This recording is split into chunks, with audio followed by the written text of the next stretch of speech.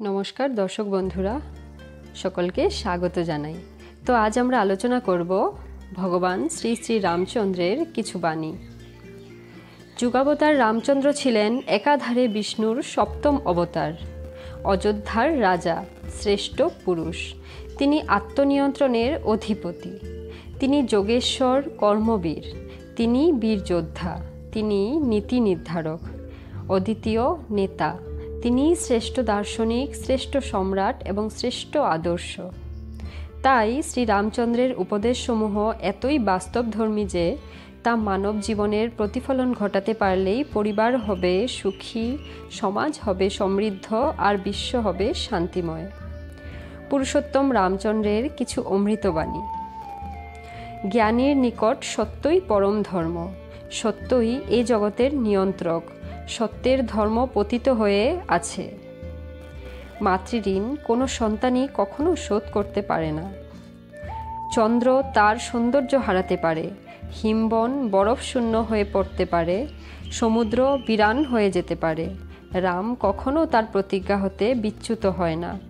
শেকড়হীন বিশাল বৃক্ষ যেমন অতি সত্বর নির্জীব হয়ে পড়ে, ঠিক তেমনি নিরীহের ক্ষতিকারী শত শক্তিশালী হয়েও সমূলে পতিত হয়। উৎসাহের চেয়ে বড় বল আর কিছুই নেই। উৎসাহী ব্যক্তি জগৎ জয় করতে পারে। দুঃখ বা দুর্দশা একজন প্রকৃত বন্ধুর মতো, পরম সঙ্গী। অনুকম্পা, দয়া, ক্ষমা ও মানবতার মতো বড় গুণ আর নেই। হৃদয়বানের কোনো ক্রোধ নেই। অতি গর্জনকারী মেঘ কদাচিৎ বর্ষে। প্রকৃত বীর অকারণে বাক্য ব্যয় করে না। দেশে দেশে বন্ধু, আত্মীয় স্বজন বা স্ত্রী মেলে, কিন্তু পৃথিবীতে এমন কোনো দেশ নেই যেখানে ভ্রাতা লক্ষণের মতো সহোদর মেলা সম্ভব। যদিও লঙ্কা ধন সম্পদে পরিপূর্ণ, তথাপি হে লক্ষণ, এখানে আমার শান্তি লাভ হচ্ছে না। সবসময় মনে রাখবে, জননী ও জন্মভূমি সর্বাপেক্ষা উৎশ্রেষ্ঠ। দুর্বলই কেবল ভাগ্যের দোষারোপ করে, আর বীর ভাগ্যকে অর্জন করে। গোদান করে দড়ির উপর মায়া রেখে কি লাভ? যখন মোহ ত্যাগ করবে তখন নিঃস্বার্থভাবে ত্যাগ করবে। শোকের চেয়ে বড় শোককর্তা আর কিছুই নেই।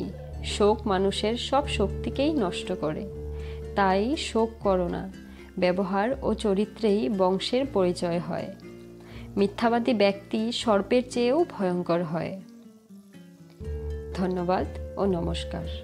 তো বন্ধুরা, আপনাদের যদি আমাদের এই ভিডিওটি ভালো লেগে থাকে তাহলে একটা লাইক করবেন, এবং আপনারা যদি আমাদের এই চ্যানেলে নতুন হয়ে থাকেন তাহলে চ্যানেলটি সাবস্ক্রাইব করে পাশে থাকার অনুরোধ রইল আপনাদের সকলকে।